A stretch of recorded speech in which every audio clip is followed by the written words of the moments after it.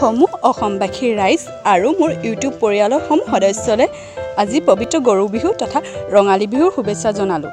আজি আপোনালোকৰ মাজলৈ এটা সুন্দৰ কেকৰ ৰেচিপি লৈ আহিছোঁ। তাত লাগতিয়াল বস্তুবোৰ এয়া আপোনালোকে দেখি আছে।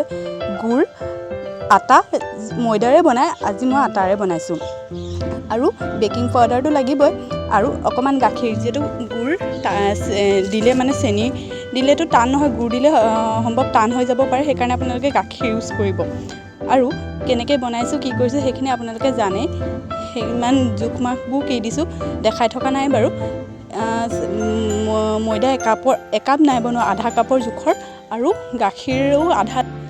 বাকী গুড়ৰ ৰস আপোনাৰ সোৱাদ অনুযায়ী দিব, যিমান জোখত মিঠা খায় সিমান জোখত দিব। আৰু বেকিং চ'ডা দিব, বেকিং পাউডাৰ আপোনালোকে এচামুচ দিব, এচামুচ বা আধা চামুচ। মোৰতো নতুন আছিলে কাৰণে মই এচামুচৰ জোখৰেই দিছোঁ। আৰু এটা কথা মই ভিডিঅ' সদায় দি থাকোঁ, সদায় নিদিওঁ, প্ৰায় মানে ৰেয়াৰলি দিওঁ।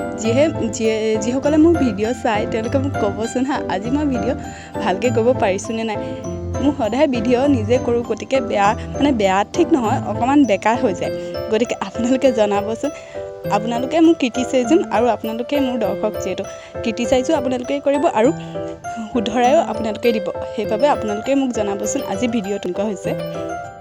কেকৰ ৰেচিপিটো একেবাৰে সহজ। বিহুটো বনাব বা আলহী আহিলে ঘৰত কেতিয়াবা পটককৈ বনাই দিব পাৰিব, আৰু আপোনালোকে বনাব বুলি আশা কৰিলোঁ। মোৰ মতে যদি বনাইছে তেতিয়াহ'লে মোক এবাৰ জনাব কমেণ্ট বক্সত, বনাই হ'ল আৰু ধুনীয়াকৈ ফুলিলে নে নাই।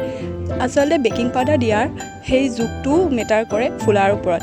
আৰু মই যিহেতু নতুনকৈ বনাইছোঁ, মোৰো কেনেকুৱা হৈছে নাজানো, হোৱাৰ পিছতহে গম পাম। আৰু যেতিয়া হয় আপোনালোকক মই ফটো এখন হ'লেও মাৰি দেখুৱাম।